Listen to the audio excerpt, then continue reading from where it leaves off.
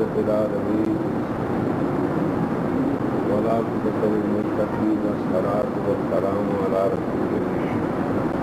محمد آله وأصحابه أجمعين. وقد قال الله تبارك وتعالى في القرآن المجيد والفرقان الحميد: أعوذ بالله السميع العليم من الشيطان الرجيم، بسم الله الرحمن الرحيم. يا أيتها النفس المطمئنة ارجعي إلى ربك راضية مرضية فادخلي في عبادي وادخلي جنتي. وقد قال الله تبارك وتعالى في شأن حبيبه مكرم وعناء: إن الله وملائكته يصلون على النبي يا أيها الذين آمنوا صلوا عليه وسلموا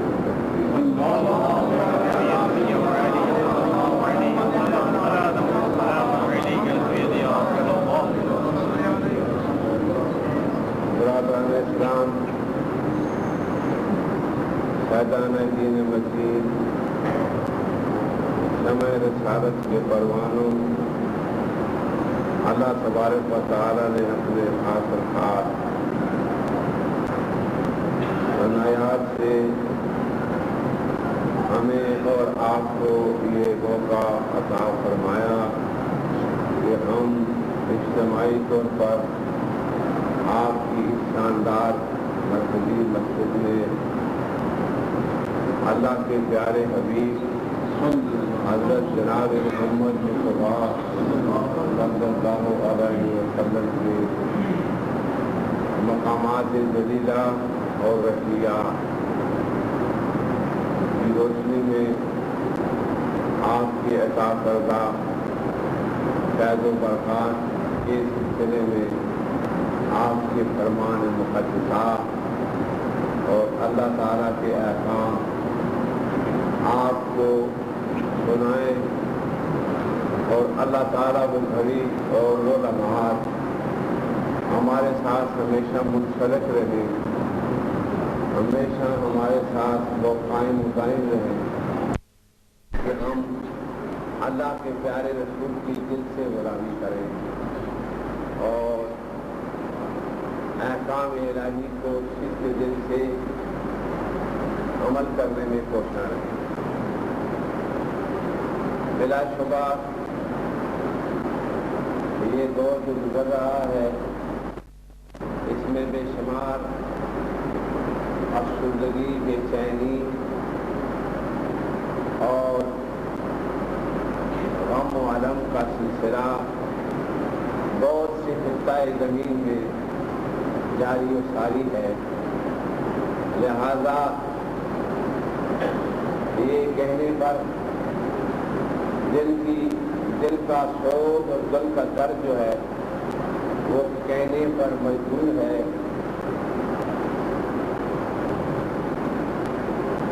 دل کے پھپھولے جل اٹھے سینے کے داغ سے،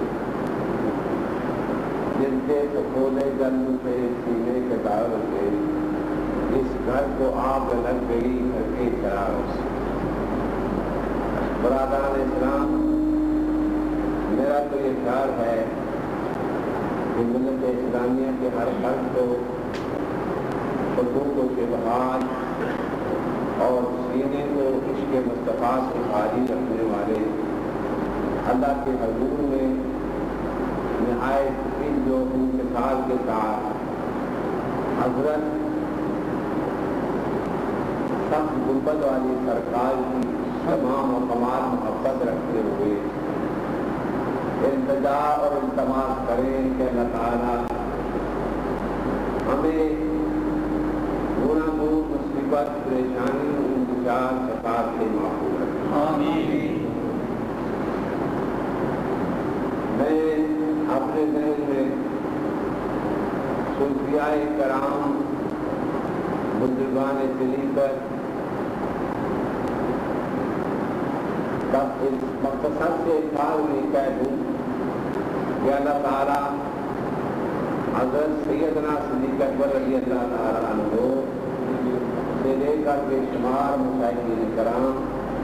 حضرت علی کرم اللہ وجہ الکریم اور آپ کے متبصرین، آپ کے سلسلہ کے پیدائی اور آپ کے سلسلہ کے نام لیوا،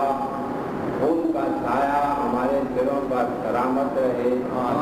تاکہ ہم ان کے غلام ہونے کا حق ادا کر سکیں۔ جب تک ان کا سایہ ہمارے دلوں پر نہ ہوگا، ہماری حیثیت، ہماری پوزیشن اور ہماری زندگی کوئی حقیقت نہیں رکھتی۔ میں آپ کو آج کی اس محفل پاک میں جو نہایت ذوق و شوق کے ساتھ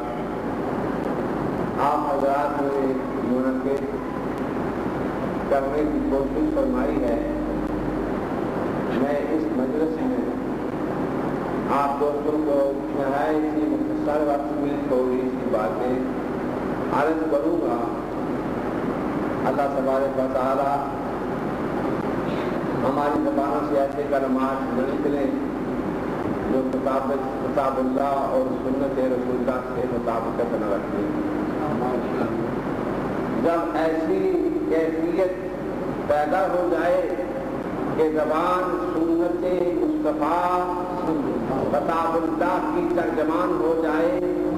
تو دل کی گہرائیوں میں وہ اسرار غیبی پیدا ہوتے ہیں جن کو مکاشفات کہتے ہیں، اور مکاشفات اس قوت کو کہتے ہیں جو شریعت مطہرہ کے نور کو الفاظ کی صورت میں مخلوقات کے ذہن و دل میں پہنچتا ہے۔ اس سلسلہ میں اللہ اکبر بات بہت عام اور بہت عجیب ہے۔ اللہ تعالیٰ کرے کہ ہم میں سے ہر ایک کی زمین، ہر ایک کا ماتھا سجدوں سے رچا بسا رہے، اور سجدوں سے رچا اور بسا ہونے کے بعد اس سجدے کے جو زمین ساہی کی گئی، جو سر جھک کر عظمت الہی کے لیے سجدے میں رکھ گیا، اللہ تبارک و تعالیٰ اس میں وہ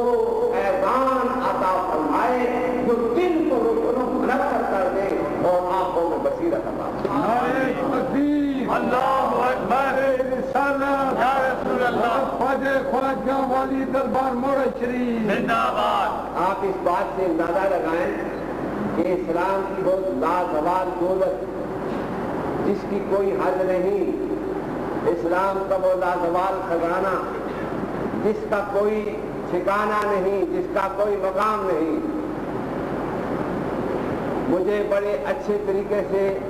ایک بہت بڑے عاشق رسول کی بات یاد آئی۔ آج اس محفل میں ان کے اس جذبات لطیفہ کے وہ الفاظ جو آپ نے مجھ سے ارشاد فرمائے، میں آپ حضرات تک کہہ دینا چاہتا ہوں۔ وہ کہتے ہیں کہ سب کے سب اصحاب رسول ان مچھلیوں کی مانند ہیں جو گہرے سمندر میں تیرتی ہیں۔ مچھلی کے بغیر سمندر کی گہری تہوں میں بلا خوف و خطر کئی سمندر کی تہوں اور کئی گہرائیوں کو طے کر کے وہ مچھلی چلی جاتی ہے، کئی گہرائیوں کو طے کر کے وہ مچھلی سمندر کی تہوں کو وہ چلی جاتی ہے۔ انہوں نے فرمایا ہی اسی طرح سے محمد رسول اللہ کے تمام اصحابہ، حضور علیہ السلام کے کل اصحابہ مجھے اسی طرح سے نظر آتے ہیں جیسی مچھلی گہرے سمندروں میں تیر رہی ہے۔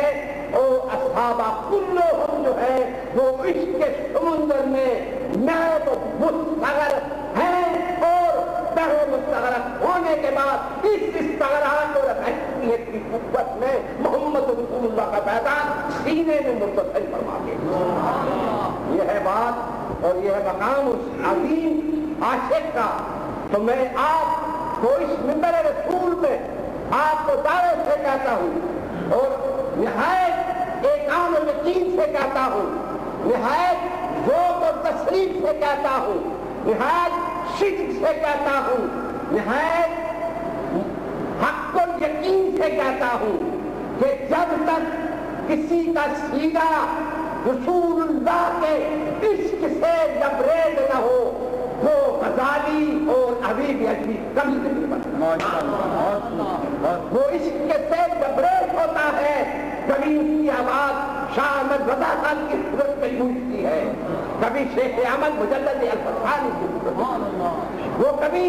کسی غلط دین کتاب اللہ فرمان رسول اللہ صلی اللہ علیہ وسلم کو سامنے رکھ کر کوئی ایسی بات نہیں کہتا جو شگوف پیدا کر دے، جو جھگڑے پیدا کر دے، جو مناظرے پیدا کر دے، اس لیے کہ جس کے سینے میں عشق مصطفیٰ ہوتا ہے اس سینے میں سکینہ نازل ہوتی ہے، اور جس سینے میں سکینہ نازل ہوتی ہے وہ سینہ انشراء صدر کا مقام حاصل کرتا ہے، اور جو سینہ انشراء صدر کا مقام حاصل کرتا ہے قد افلاح من تزکا سے مبین ہوتا ہے، اور جب قد افلاح من مبین ہوتا ہے وہ یا ایتھا النفس المطمئنہ ترجعی الی ربک راضیۃ مرضیہ کا مثال۔ سبحان اللہ، سبحان اللہ، ماشاءاللہ۔ تو آج اس محفل پاک میں ایک بڑے خوبصورت پہرائی میں آپ حضرات کو ایک ایسی حقیقت کی طرف لے جاتا ہوں، ایک ایسے مقام کی طرف لے جاتا ہوں۔ یہ الگ بات ہے کہ مسلمانوں میں فرقے پیدا ہو کر جیسے ایک شوکن دوسرے شوکن سے منہ موڑ کر روٹھی ہوتی ہے، اسی طرح سے یہ خداوند تعالیٰ ان کے فطوری ذہن پر رحم فرمائے۔ صرف ذہن لیے پھرتے ہیں، جس شخص کے ذہن سے جس شخص کے ذہن سے دین مصطفیٰ کو سمجھا وہ تو غلام احمد قادیانی بنا، جو محمد بن عبد الوہاب بنا، اور جس نے عقل کے ساتھ اس کو سرمایہ حیات بنایا وہ امام غزالی بنا، وہ حبیب اجمی بنا، وہ سیدنا غوث الاعظم عبد القادر جیلانی بنا، وہ حضرت امام اعظم ابو حنیفہ بنا، وہ حضرت امام مالک بنا، وہ حضرت امام شافعی بنا، وہ حضرت امام حنبل بنا، وہ حضرت بانجی گوستانی بنا، وہ حضرت ابو الحسن بخاری بنا، وہ معین الدین چشتی بنا، اس لیے کہ یہ وہ لوگ تھے جن کا قدم اس کے مصطفیٰ کے بغیر نہیں نکلتا تھا، یہ وہ لوگ تھے جو عشق سے عشق مصطفیٰ سے معمور ہے۔ بے شک جو عشق مصطفیٰ سے معمور ہوتے ہیں صاحب بصیرت ہوتے ہیں، جو صاحب بصیرت ہوتے ہیں۔ اللہ اکبر، یا رسول اللہ، زندہ باد، زندہ باد۔ ہاں، جن کا عشق سے سینہ لبریز ہوتا ہے ان کے سینے کو کشادہ فرما دیا جاتا ہے۔ یہ بات نہیں کہ ہر ذاکر کا، یہ بات نہیں کہ ہر یاد الہی کا سینہ یا اس کا قلب اتنا وسیع کر دیا جاتا ہے، نہیں، جس کے سینے میں وہ خزانہ لانے والے سب یہ عشق سے جن کو تفریح کی تعلیم ہے۔ مجھے بہت بڑا لطف آیا، ایک مسلمان انگریز نے مجھے کہا mister Qasmi I want to tell you what is religion Islam, Islam کیا ہے، اسلام کسے کہتے ہیں؟ سبحان اللہ، آپ بھی دعا کریں کہ خدا ایسے انگریز مسلمانوں کو محفوظ رکھے۔ اور میں کہتا ہوں اتنے بڑے مفکر جنہوں نے دین کے متعلق توحید کو لے کر بیٹھ گئے، یہ نہیں معلوم کہ توحید کا نور اس کے مصطفیٰ کے بغیر حاصل نہیں ہوتا۔ خوش توحید جو ہے یہ تو شیطان کی وکاس کی ہے، خوش توحید جو ہے یہ تو ہندوؤں کے پاس بھی ہے، وہ بھی مانتے ہیں کہیں کرشن مہاراج کو ساتھ ملوث کر لیا، کہیں بدھ کو ملوث کر لیا، وہاں بھی ان کے پاس کچھ نہ کچھ توحید کا رمق اور کیفیت موجود ہے۔ فقط یہ ہے کہ وہ کچھ ملا کر توحید کو پیش کرتے ہیں، یہ فقط توحید ہی کو لے کر بیٹھے ہیں۔ سرکار دو عالم کی ذات مقدسہ سے ان کا کوئی تعلق نہیں ہے، ان کا کوئی رابطہ نہیں ہے، اس لیے جب تک ان کے ساتھ وہ محبت، وہ گہرا شوق و ذوق پیدا نہ ہو اس وقت تک اس مقام کی رسائی حاصل نہیں ہوگی۔ اور آج اس محفل پاک میں آپ کو کہہ دوں اور آپ اس بات کو لکھ لیں، انگریزی میں بول رہا ہوں، ترجمہ بھی آپ کو کر دوں گا۔ وہ کہتا ہے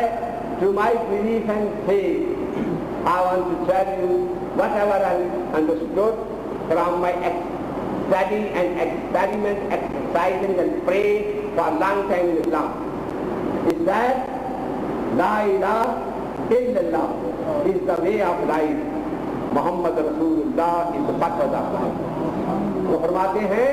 کہ میں نے بہت مدت تک محنت کی، ریاضت کی، مجاہدے کیے، سب محنت اور ریاضت اور مجاہدے کا جو مفہوم دین کا اور اسلام کا میرے پاس پر کھلا وہ یہ ہے کہ لا الہ الا اللہ طرز زندگی ہے، محمد رسول اللہ مقصد زندگی ہے۔ محمد رسول اللہ کیا ہے؟ مقصد زندگی ہے۔ اور آئیے اس عظیم خزانے کو، اس عظیم دولت کو جو کبھی اگر آپ خرچ کریں تو وہ خرچ ہونے سے اضافہ ہوگا، وہ کبھی ختم نہیں ہوگی، وہ کبھی ختم ہونے والی نہیں ہے، وہ کبھی ختم نہیں ہوتی۔ میں نے ایک ایسے تبلیغی گروہ کو میں نے کہا آپ مارے پھرتے ہیں اور جو مسلمان ہیں جہاں سے گزرتے ہیں تبلیغ کے لیے وہاں کیوار اور دروازے وہ بند کرتے ہیں کہ خداوند تعالیٰ ہمیں ان لوگوں سے چھڑائے۔ مجھے ایک مشہور میجر صاحب جو آفیسر کمانڈنٹ رحیم یار چھاونی میں کراچی آتے ہوئے میرے ساتھ ان کی ملاقات ہوئی، میں بہت زیادہ اس جماعت سے متاثر ہوا، لیکن جب میں بنظر غیر میں ایک فوجی ہوں، لیفٹ رائٹ کرنے والا، میں فوجی قواعد و قانون سے آشنا ہوں، لیکن جب میں نے بنظر غیر ان کا مطالعہ کیا تو میں نے کہا العالمین مجھے ان سے چھٹکارا عطا فرما، مجھے ان سے چھٹکارا دے نجات دے۔ تو میں کہتا ہوں کہ ایک وہ لوگ تھے جب کسی ملک کو شہر و قریے میں تشریف لے جاتے تو لوگ ان کے راہوں میں آنکھیں بٹھایا کرتے تھے، اور ایک یہ گروہ ہے کہ جن کے جانے سے لوگ کیوار بند کر دیتے ہیں، اس لیے کہ یہ تعلیم، یہ تبلیغ صرف نظریات، محدود نظریات کی تعلیم ہے، اس لیے اس سے لوگ اس سے محدود سرور و قید گہرا تعصب نہیں لیتے، لیکن ایک عاشق مبلغ کہیں سے نمودار ہو جائے تو گلیے میں راستہ ہو جاتی ہے اور دروازے کھل جاتے ہیں کہ ان بزرگوں سے کہیں ایک لفظ نکل جائے تو ہم سن لیں۔ اور اسی سلسلہ میں محمد رسول اللہ کے جلیل القدر دین کے ایک بہت بڑے امام حضرت امام احمد رضی اللہ تعالیٰ عنہ اونٹ دادے جانے کے برابر کتابیں لیے جا رہے تھے، آگے سے ایک یہودی ملا، اس نے کہا اے شخص آپ کا نام کیا ہے؟ کہا میرا نام احمد ہے۔ کہا پیچھے کیا ہے؟ کہا یہ کتابیں ہیں، جس دین کا میں امام ہوں اس دین کی کتابیں ہیں۔ کہا یہ دین کی تمام کتابیں پڑھی ہیں؟ کہاں یہ پڑھی ہے؟ اگر آپ احمد کے علم کا یہ حال ہے کہ اونٹ کے دادے جانے کے برابر لاتعداد کتابیں آپ نے پڑھی ہیں، جس کے آپ پیروکار ہیں محمد، اس کے ان کا گیان ہوگا۔ زیادہ نہ تبلیغ ہے،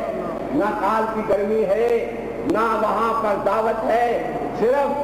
چہرے پر جو عظمت اسلام کی حقیقت چہرے پر ظاہر ہو رہی تھی، اسلام کی شان و شوکت ان کے چہرے پر ظاہر ہو رہی تھی۔ میں کہتا ہوں عبادت میں جب سجدے کیے جاتے ہیں، عبادت میں جب قیام و رکوع کیا جاتا ہے، عبادت میں جب ذکر و اذکار کیا جاتا ہے، عبادت میں جب اپنے وجود کو ہر چیز سے محفوظ کر دیا جاتا ہے، ہر منکرات سے محفوظ کر دیا جاتا ہے، اسے پوری تحفظ دیا جاتا ہے، اللہ تبارک و تعالی بغیر کہنے کے ان کے چہروں کے دیدار سے وہ انقلاب برپا ہوتا ہے جو انسانوں کو ہنس کر گامزن کر دیتا ہے، اس لیے کہ یہ لوگ اس کے مصطفیٰ سے لبریز ہیں، اس کے مصطفیٰ سے لبریز ہیں، اس کے مصطفیٰ سے معمور ہیں۔ اور میں اس سلسلہ میں آپ کو کیوں نہ کہا دوں کہ رشد و ہدایت کی وہ روشنی جو حق کی صورت میں نمودار ہوتی ہے، اس کی کیفیت اتنی ہی ہے، اس کا مقام اتنا ہی ہے، اس کا حال اتنا ہی ہے کہ ایک بہت بڑا اندھیرے میں گھرا ہوا مکان جس کے تمام کیواڑ بند ہیں، جس کے تمام روشن دان بند ہیں، جس کی تمام کھڑکیاں بند ہیں، کسی طرح سے روشنی کے اندر آنے کا اعتماد نہیں ہے۔ سورج اپنی پوری تابانی سے، سورج اپنی پورے جوش و خروش کے ساتھ اپنا روشنی کا فیضان بکھیر رہا ہے، لیکن اس مکان میں روشنی نہیں آ رہی، روشنی نے تمام راستے دروازے میں اور کھڑکیوں میں اور دیواروں میں تمام روشنی کے راستے مسدود کر دیے ہیں، لیکن دیکھنے والا ایک دیکھتا ہے کہ سوئی کے ناکے کے برابر مکان میں سوراخ ہے کسی دیوار کے قریب، یا کسی کھڑکی میں سوئی کے باریک سوراخ ہے، اس سوراخ میں سے سورج کی روشنی آ رہی ہے۔ آپ کو یہ بتاؤں کہ لطیف چیز باریک سے باریک چیز سے گزر جاتی ہے، اور کیونکہ روشنی لطیف ہے اس لیے وہ گزری، اور وہ مکان جو اندھیرے میں گٹا ٹوپ تھا، نہایت ہی اندھیرا تھا، اس مکان میں وہ روشنی داخل ہو گئی۔ اور روشنی کا پارٹ کتنا ہے، کتنا حصہ ہے، وہ کوئی بڑا نام ہی ہے، نہ ہونے کے برابر ہے، لیکن آتی وہ روشنی بالکل باریک سوراخ سے اس مکان کے اندر آ رہی ہے۔ مکان میں اندھیرے میں بیٹھنے والا مقیم، مکان کی بیٹھنے والا مکان کا مالک جب اس چھوٹی جیسی روشنی کی کرن کو اپنے مکان کے اندر دیکھتا ہے تو پھر اسے اتنا اس روشنی سے اتنا اس کے مکان کے اندر فائدہ پہنچتا ہے کہ مکان کے در و دیوار بھی نظر آنے لگتے ہیں، مکان کی اندرونی کیفیت بالکل سامنے واضح ہو جاتی ہے، مکان کا تمام کیفیت سامنے آ جاتی ہے۔ ہم یہ کہیں گے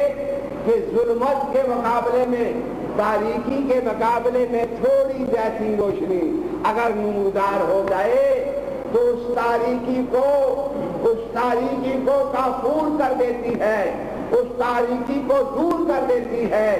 اور پھر مزے کی بات یہ ہے کہ اس روشنی کی جو کرن یا روشنی کی جو ریز ہے، جو کرن اندر آ رہی ہے، معمولی اور محدود قسم کی روشنی ہے، لیکن وارے روشنی بہت قلیل ہونے کے بعد تو نے کیسا کمال دکھایا ہے کہ اندھارے مکان کو اجالا کیا، اندھارے مکان میں روشنی پیدا کرتی ہے، اندھارے مکان میں ایک بہت بڑی انقلاب اور تبدیلی لائی ہے۔ وہ سورج کی روشنی سے وہ کمال پیدا نہیں ہوا، لیکن پہلے حالت یہ تھی کہ کچھ بھی نظر نہیں آ رہا تھا کہ مکان میں کیا ہے، لیکن تھوڑی جیسی سورج کی روشنی نے اس کے اندر یہ کمال پیدا کر دیا کہ ہر گوشہ، ہر در و دیوار، ہر سمت نظر آنے لگی، ہر سمت عیاں ہو گئی، ہر سمت سامنے آ گئی۔ تو دین اور اسلام میں اللہ تبارک و تعالیٰ نے جس چیز کا ذکر قرآن حکیم میں فرمایا، جو تبارکان میں نے آیات مبارکہ آپ کے سامنے تلاوت کی ہے، اس میں دو چیزوں کا مارکا ہے، دو چیزوں کی جنگ ہے، دو چیزوں کی آپس میں بہت بڑا نبرد آزمائی ہے۔ دو چیزیں آپس کے ساتھ ایک گتھم بتھا ہے، ایک طرف حق کی روشنی ہے، دوسری طرف ظلمت کا اندھیرا ہے۔ ایک طرف حق کی روشنی ہے، دوسری طرف تاریکی ہے، تاریکی اپنا زور دکھا رہی ہے اور ظلمت اپنا زور دکھا رہی ہے، ظلمت اپنا زور دکھا، لیکن اس ظلمت کا، اس اندھیرے کا زور اس وقت تک ہے جب تک ایک ذرا سی روشنی نمودار ہو جائے، وہ تمام اندھیرے کا دیوالیہ کر دیتی ہے، تمام اندھیرے کو نیست و نابود کر دیتی ہے۔ اسی لیے قرآن حکیم میں ارشاد فرمایا کہ ایک مقام ایسا ہے کہ جب آپ دین سے منہ موڑ لیتے ہیں، دین سے آپ کا منہ مڑ جاتا ہے، حضور کے فرمان کے آپ قابل نہیں رہتے، شیطان آپ کو ناکارہ کر دیتا ہے۔ شیطان چاہتا ہے کہ ہر گوشہ حیات میں تاریکی اور ظلمت طاری ہو جائے۔ ایسا مقام خوش نصیب کو عطا ہو جائے کہ ایک چھوٹے جیسے سوراخ کی طرح اگر روشنی آئے تو اس تمام مکان کو منور کر دے۔ فرمایا کہ اسی طرح سے تھوڑی جیسی ایمان کی روشنی اگر کسی کے سینے کے اندر چلی جائے، مدتوں کا اندھیرا جو ہے وہ مٹ جاتا ہے اور وہ سارا بات تک روشن و منور ہوتا ہے۔ قرآن حکیم نے اس نظریے کو اور اس کیفیت کو اس طرح ادا فرمایا ہے۔ نفس امارہ کو بہت بدصورت طریقے سے، بہت برے طریقے سے اس کو بیان کیا گیا کہ یہ سب سے بڑا دشمن تمہارا وہ ہے جب تم ارادہ کرو نیک کام کے لیے وہ تم میں حائل ہو جائے، تمہارے سامنے آ جائے، تمہارے ساتھ مقابلہ کرے۔ اور ہمارے ہاں یہ بات بڑی عجیب ہے، آپ یاد رکھیں کہ کوئی شخص عابد ہو، کوئی شخص متقی ہو، کوئی شخص صالح ہو، کوئی شخص رفیق ہو، کوئی شخص مجاہد ہو، کوئی شخص صاحب ریاضہ ہو، کوئی شخص بہن مسلسل محنت کرتا ہو، کوئی شخص ذاکر و ذکر میں مشغول ہو، یہ سب کی سب حسنات ہیں، یہ سب سے سب اعلیٰ عمل ہیں، یہ سب سے سب اعلیٰ کیفیتیں ہیں، سب کی سب وہ کرتا پھر رہا ہے، سب کی سب کیفیتیں وہ سمیٹتا پھرتا ہے، سب کے سب احوال اس پر وارد ہو رہے ہیں۔ اور اس سلسلہ میں ان طاقتوں سے اور ان کیفیتوں سے جو دین کی صورت میں ان کے ساتھ منسلک ہو گئی ہیں، ان سے محروم کرنے کے لیے ایک طاقت وہاں پر کام کر رہی ہے، وہاں پر وہ زور لگا رہی ہے کہ اس کو اس سے محروم کیا۔ میں نے حضرت علامہ عبدالرحمن شکوری کی نزہت المجالس میں ایک بہت بڑی کیفیت کا نقشہ دیکھا تو معلوم ہوا کہ جن کے اندر پاکیزہ اور صاف ہو جاتے ہیں، جن کے اندر میں صفائی آ جاتی ہے، اور صفائی کے لیے میں نے آپ کو اسباب بیان کر دیے، صفائی کے لیے میں نے آپ کو کیفیتیں آپ کے سامنے پیش کر دی۔ آپ یہ سن لیجیے کہ نفس امارہ کیا بھائی کہا میں نے؟ نفس امارہ سے مراد ایسی خواہش انسان کے دل میں پیدا ہونی جو گناہوں پر مبنی ہو، جو گناہوں پر مبنی ہو، جو گناہوں پر جو تمام کے تمام گناہوں کا مجموعہ ہو، اس خیال کو یا اس تصور کو جو انسان کو گناہوں پر آمادہ کرتا ہے اسے نفس امارہ کہتے ہیں۔ اسے کیا کہتے ہیں بھائی؟ نفس امارہ۔ اور نفس امارہ کے بعد دوسری منزل آ گئی ایک اچھے اور پاکیزہ نفس کی۔ وہ نفس کہہ رہا ہے کہ اے شخص تیرا مجھ سے تعلق ہے، لہذا میں وہ کام نہیں کرنے دیتا جو اللہ رسول کو نامنظور ہو، جو تجھے اللہ رسول سے دور کر دے، جو تجھے ضلالت اور گمراہی کے تاریک گڑھے میں ڈال دے، میں وہ کام نہیں کرنے دوں گا۔ تو گویا معلوم ہوا کہ وہ رفیق جو یہ بات کہتا ہے وہ ایسا رفیق ہے کہ دنیا میں بھی عظمت و بزرگی عطا فرماتا ہے، قبر میں سرخری دیتا ہے، اور قیامت کے دن محمد مصطفیٰ کے سامنے وہ خوش اور سلامت کھڑا ہوتا ہے۔ اس لیے اب اس کی دو حالتیں ہیں، نفس امارہ، اس کو تو قرآن حکیم میں بیان کیا، اس کی علتیں ہیں، یہ بہت بڑا آصف ہے، بہت بڑی تقریر ہے۔ اس کو علامہ عبدالرحمن شکوری نے اس کی نفس امارہ کی شکل کو بیان کیا۔ کہا کیسے؟ آپ زمانے میں ایک بہت بڑے دوست بزرگ بڑے صاحب جلیل القدر، ان کو کسی شخص نے آ کر کہا کہ اللہ کے بندے آپ یہاں عبادت کرتے ہیں، ذکر کر رہے ہیں، ذکر و فکر میں مبتلا ہیں، آپ عبادت فرما رہے ہیں، لیکن آپ کے پڑوسی میں یہاں پر ایک گمراہی کا سلسلہ چل پڑا ہے، لوگ شرک میں مبتلا ہو گئے ہیں، لوگ اللہ سے ہٹ رہے ہیں، اللہ سے دور ہو رہے ہیں، لہذا آپ کی عبادت، آپ کی بیزاری، آپ کا کوشش تنہائی میں بیٹھ کر ذکر و اذکار کرنا یہ کس کام کا ہے؟ اس لیے کہ صاحب جلیل القدر صالحین لوگوں سے اللہ تعالیٰ پوچھے گا کہ ہم نے تمہیں انعامات سے نوازا، تم نے اس فرض منصبی کو کیوں نہ ادا کیا؟ تمہاری موجودگی میں لوگ گمراہی کرتی رہی، تمہاری موجودگی میں لوگ گناہوں میں مبتلا رہی، لہذا یہ مطالبہ ہوگا۔ وہ شخص جب اس نے یہ بات سنی گوشہ تنہائی سے یا اپنے خانقاہ سے وہ شخص اٹھے اور کہا بتاؤ کیا معاملہ ہے؟ کہا یہاں قریب ہی میں لوگ درخت کی پوجا کرتے ہیں، درخت کو خدا مانتے ہیں، خدا درخت کے آگے سجدہ کرتے ہیں، لہذا یہ ایک گمراہی، ایک بہت بڑا جماعت، ایک بہت بڑا جمع غفیر اس گمراہی میں مبتلا ہے۔ آپ اس کی تدارک فرمائیں، آپ اس کے خلاف جہاد کریں، آپ اس کے خلاف کوشش کریں اور اس شرک اور گناہوں کے اس بازار کو ختم کر دیں۔ لہذا وہ درویش جا کر وہاں بیٹھ گئے اور بیٹھ کر ایک کڑھاڑی لی اور اس درخت کو کاٹنے کا ارادہ فرمایا۔ جب خود کا ارادہ فرمایا، درخت کاٹنے کے لیے بڑھے تو راستے میں وہی پرانا دشمن شیطان ابلیس آڑے میں آ گیا، سامنے آ گیا اور کہنے لگا کہاں جاتے ہو، کس لیے جا رہے ہو؟ کہا رسول اللہ کی امت کا میں پاسبان ہوں، حضور کی امت کا میں محافظ ہوں، لہذا میں یہ نہیں چاہتا میرے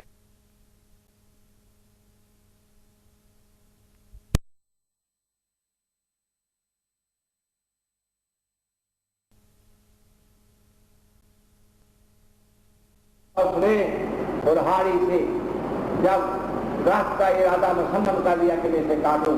تو شیطان اس کے ساتھ ریسلنگ میں اس کے ساتھ مقابلہ کرنے کے لیے اس سے گجبیر ہو گیا، اس سے کشتی کرنے لگا، چوروں کی کشتی ہو گئی۔ ایک طرف وہ پہلوان تھا جو حق کے لیے نکلا تھا، ایک طرف وہ پہلوان تھا جو حق کی رنگیلیں روشن کرنے کے لیے نکلا تھا، ایک طرف وہ پہلوان تھا جو محمد مصاصل کے دین کو روشن و بوبارہ کرنے والا تھا۔ لہذا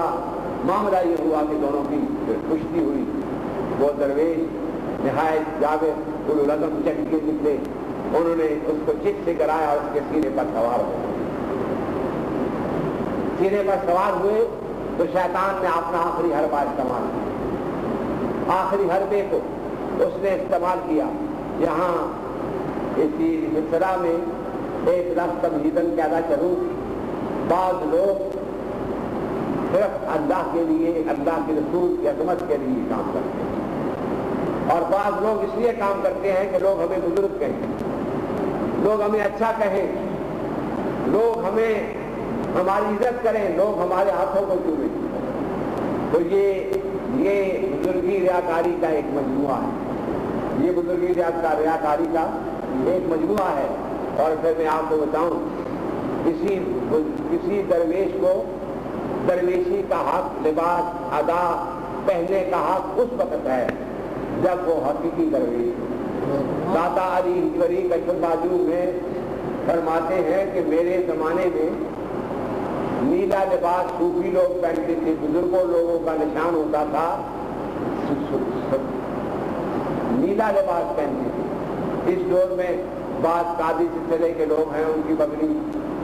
سبز رنگ کی ہے یا نسواری رنگ کی ہے، بعض نسبتی نسواری سبز رنگ کی ہے، سفید رنگ کی پہنتے ہیں، بعض کا لباس کیسے ہے، بعض کا لباس کیسے ہے۔ تو اس زمانے میں ایک ہی لباس ہوتا، یعنی کوئی درویش ہے، بزرگ ہے تو اس نے نیلا لباس پہنا۔ داتا علی ہجوری فرماتے ہیں کہ نیلا لباس پہننے والا میں نے دیکھا تو از روئے تصرف روحانی میں نے معلوم کیا یہ درویش تو نہیں ہے، لیکن اس کو حق تو نہیں پہنچا، اگر درویش نہیں ہے تو اس نے درویشوں کا لباس کیوں پہنا؟ آپ نے پوچھا کہ شخص، میں تجھ سے پوچھنا چاہتا ہوں درویش ہے؟ آپ دل آزاری تو نہیں فرماتے ایک دم فتویٰ ربائی تم نے کیوں پہنا ہے؟ درویش میں نہیں، یہ ان کا شیوا نہیں، وہ دل آزاری نہیں فرماتے، وہ ایسی بات کرتے ہیں، ان کا ذریعہ تکلم ایسا ہے جو کسی کو دل دکھانے کا نہیں۔ میں نے ایک جگہ پر پڑھا ہے، فرمایا گیا، نبی کریم نے فرمایا کہ کسی کا دل دکھانا یہ بہت بڑا گناہ ہے، اس سے بڑا گناہ کوئی نہیں، اور کسی کے دل کو خوش رکھنا، راحت پہنچانا، اس سے بڑا کام کوئی نہیں۔ اور ہمارے سلسلہ کے شیخ عبد الخالق الجوانی رضی اللہ تعالیٰ عنہ، جنہوں نے سلسلہ نقشبندیہ میں 3 مقامات وضع فرمائے ہیں، 8 منزلیں حضرت بہاؤالدین شہنشاہ بخارا نے منتقل فرمائی ہیں، اور 8 منزلیں ہر نقشبندی کو یاد رکھنی چاہیے۔ 11 منزلیں ہیں فخر کی، 3 منزلیں عبد الخالق الجوانی نے وضع فرمائی ہیں، اور حضرت شیخ احمد مجدد الفسانی فرماتے ہیں میرے پیر و مرشد حضرت ख्वाजा बाकी बिल्ला रहमतुल्लाह अलैह, मैं उनसे ताल्लुक़ रखने वाला हूँ। मुझे आज़मूए कश्फ ये मकाम मालूम हुआ कि हर मुरीद और खलीफा अपने पीर के मामूलात पर कारबंद है और मरते दम तक अपने पीर और मुर्शिद के मामूलात का कारबंद रहे। लेकिन जब उसे अल्लाह की तरफ से अनायत का सिलसिला शुरू हो जाए, अनायात का सिलसिला अल्लाह की तरफ से रहमत की खिड़की उसके दिल की तरफ खुल जाए और उन पर मुकाशफात और इदराक इल्हामिया का सिलसिला उसके दिल पर वाहिद होना शुरू हो जाए, तो इमाम रब्बानी फरमाते हैं उस वक़्त इल्म मुकाशफा और उस विलायत की वजह से अगर अब हमारे सिलसिले में कोई चीज अगर वो जायद कर दे जो हमारे सिलसिले के लिए तकवीयत का बायस हो तो उसे शुमार कर लिया जाए, फिर कबूल फरमा लिया। ये हज़रत इमाम रब्बानी का कौल है। शहंशाह नक्शबंद वाली बुखारा ने 8 मकामात का वज़ा फरमाए और फिर उसके बाद हज़रत अब्दुल खालिद गजवानी आपने 3 मकामात का जिक्र फरमाया। पहला फरमाया वक़ूफ़ ज़मानी, ये तो आप नहीं जानते जो नक्शबंदी हैं और नक्शबंदिया सिलसिले ने पूरा इल्म नक्शबंदिया शुरू के नक्शबंदिया को तय किया है, वो जानते हैं कि वक़ूफ़ ज़मानी क्या होता है। वक़ूफ़ ज़मानी, वक़ूफ़ क़ल्बी और वक़ूफ़ अददी। वक़ूफ़ क़ल्बी की तो ये तशरीह आम साफ है कि दिल को सिर्फ खुदा की याद के लिए वक्त करना, ये है वक़ूफ़ क़ल्बी। हज़रत अब्दुल खालिद गजवानी फरमाते हैं आबिद को इबादत से खुशी होती है, आबिद को इबादत से खुशी होती है, जो हो तो जाहिद को ज़ुहद से खुशी होती है और मुजाहिद को मुजाहिदा से खुशी होती है और मुत्तकी को तकवे से खुशी होती है। फिर फरमाया कि मुत्तकी को तकवे से, नमाजी को नमाज से, आबिद को इबादत से और साले को नेक अमल से खुशी होती है। मुझे किसी मुसलमान के दिल को राहत पहुंचाने से खुशी होती है। गोया इबादत, मुत्तकी, तकवा, परहेज़गारी, आले अमल, ये सब अगर एक तरफ कर दिए जाएं तो किसी का दिल रख लिया जाए तो यहाँ कितना अजीब मकाम है। तो कोहिनूर में जो नूर हज़रत ईसा हज़रत मूसा अलैहिस्सलाम बारगाह रब्बुल आलमीन में कलाम के दौरान में समेट रहे हैं, वहाँ पर एक मकाम पर कोहिनूर में वीरान नजर आया, कलाम इलाही से तो खाली है। गिरजा उधारी की और रोए कह रहा आमीन, आज कोहिनूर में कलाम बंद हो गई है, इस कलाम की वजह क्या है, इसकी तस्मीया क्या है। तो अल्लाह तबारक व तआला की तरफ से इरशाद होता है कि ऐ मूसा, आपने उस गदरिये को जो मुझे कंघी करना चाहता था, मेरे सर की धुएं निकालना चाहता था, जो मुझे बकरी के दूध पिलाना चाहता था, फिर वाकया ना तो मैं उसकी कंघी का मोहताज हूँ ना मैं उसके दूध का मोहताज हूँ। आपका फतवा पर हक है जो उस गडरिये पर आपने लगाया है। गडरिया दर हकीकत में इल्मे आदाब से नावाकिफ है कि खुदावंद ताला के हजूर में उसकी जलालियत और शान के बाबत कौन से अल्फाज इस्तेमाल की जाए। ऐ मूसा, नबुव्वत के कमालात की वजह से एक आंख उठाकर उस गडरिये की तरफ देखते, उसके अल्फाज की तरफ न देखते, उसके दिल की दुनिया की तरफ देखते तो आपको मालूम होता कि मेरी कितनी मोहब्बत उसके दिल में मौजूद है, कितना उसके इश्क में, कितना इश्क उसमें रचा बसा हुआ है। ऐ मूसा तू बराए। अब यहाँ से मौलाना वो बोल रहे हैं, हमारे एक दोस्त है कहने लगे थे मगरब में, हमारे दोस्त है कहने लगे, अंग्रेज कहने लगे कि रसूलुल्लाह की शान का क्या कहना, क्या लूट कहना गुलाम हज़रत मूसा अलैहिस्सलाम को आदाब इकराम सिखा रहे हैं। बड़ी बात है, ये मैं ऐलान से कहता हूँ। कहते हैं मूसा अलैहिस्सलाम को मुखातब करके कहते हैं, वो हज़रत मौलाना जलालुद्दीन रूमी रहमतुल्लाह अलैह फरमाते हैं तू बराए वस्ल करदन आमदी ना बराए वस्ल करदन आमदी। ऐ मूसा, आप तो दुनिया में इसलिए आए हैं कि लोगों के दिलों को जोड़े, ना कि लोगों के दिलों को तोड़े। लोगों के दिलों को, आपका काम है लोगों के दिलों को जोड़ना, ना कि दिलों को तोड़ना। तोड़ना काम नहीं है, जोड़ना काम है। तो इसलिए मालूम हुआ कि रब्बुल आलमीन की बारगाह में भी موسیٰ علیہ السلام کے ساتھ کلام بلند ہونے کا ایک وجہ یہ تھی کہ دل جو ہے یہ زندگی کا عام حصہ ہے، زندگی کی حکمت اس دل سے پوشیدہ ہے، زندگی کے اسرار و رموز ربوبیت الہی کے اسرار جو ہیں دل سے ہی ظاہر ہوتے ہیں۔ عقل کے خانے میں اللہ کے اسرار کو نہیں رکھا گیا، اللہ کے بھیدوں کو سیکریٹس آف گاڈ دل میں اس عقل میں نہیں رکھا گیا، کہا دل میں رکھو جہاں تصدیق کا ڈیرا ہے، جہاں تسلیم و رضا کا ڈیرا ہے،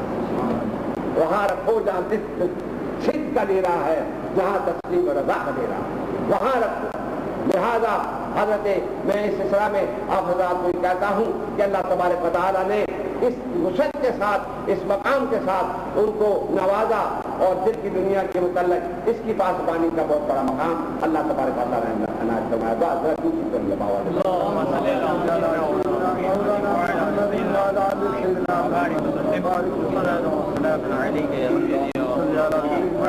میں کہہ رہا تھا کہ خداوند قدوس نے دل کو بہت بڑا اعلیٰ مقام دیا، اور دل سے جو لوگ پیار کرتے ہیں، محبت کرتے ہیں، وہ کسی مقام پر پھسلتے نہیں، ان کا رسمی محبت نہیں ہوتی، حقیقی محبت ہوتی۔ لہذا وہ شخص جس نے شیطان کو پچھاڑا تھا، شیطان کے اوپر سوار ہو گیا تھا، وہ نیک بندہ، وہ صالح جو برائیوں کو مٹانے کے لیے نکلا تھا اور درخت کو کاٹنے کے لیے نکلا تھا، فرمایا گیا کہ جب انہوں نے سینے پر شیطان کے سینے پر چڑھ بیٹھے، اس پر غالب آ گئے، شیطان مغلوب ہو گیا، اس نے سوچا کہ اب اور تو بات کوئی نہیں، چلو اب ایک اور وار کرتے ہیں، اگر چل گئی تو کام بن جائے گا۔ کہا ہے اللہ کے بندے، میں تیری بزرگی کا تو بہت قائل ہوں، تو نے ایسا کمال دکھایا کہ مجھ جیسے کو گرا دیا اور تو میرے سینے پر چڑھ بیٹھا، تو غالب ہے، میں مغلوب ہوں، اگر چاہے تو میں تجھے ایک ایسا عمل بتاتا ہوں، اگر تو وہ عمل کر لے تو دنیا کی سب نعمت تمہیں ملے گی، سارا کام تیرا اچھا ہوگا۔ چھوٹ رکھ کو اگر لوگ پوچھتے ہیں تو خدا کوئی کمزور نہیں ہے، وہ کسی اور کو کھڑا کر دے گا، تو تھوڑا بھی کچھ ہو، اور یہ میرا ورد جو ہے یہ پڑھ۔ وہ جو اس کے دل میں وہ صدق نہیں تھا، وہ خلوص نہیں تھا، لہذا شیطان کے نرغے میں آیا، گھراڑی کو چھوڑا، شیطان کو چھوڑا، شیطان کی ورد کو۔ اب میں آپ کو بتاتا ہوں،